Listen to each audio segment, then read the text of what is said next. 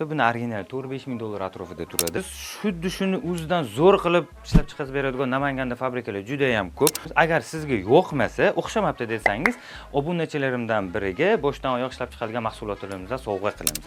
Mashina uzun deb endi boshqa tikamizda. Aka, buni o'xshata olmasa biz ishxona kimgadir tovon to'lashimiz kerak. Xuddi sizlarga ko'rsatgan modelimizni biz birga bir qilib ishlashga harakat qildik. Buni tikish uchun 2 soat vaqt ketdi. Bitta kroch bichib berdi. Obrazes namuna tikadigan ishchimiz buni namunasini o'tkazib berdi bizga. Bu originalida Tomnitini bilan seriy kollaboratsiya qilingan. Tomnitini bilan seriy yaxshi aytadi.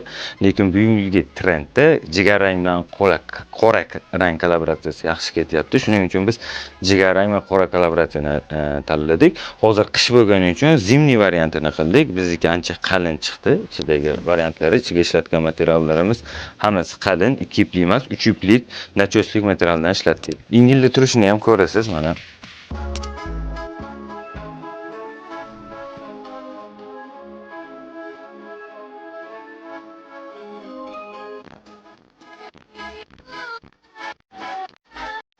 Bizni bu modelimiz o'xshaganmi, o'xshamaganmi kommentariyada izohlarni qoldiring.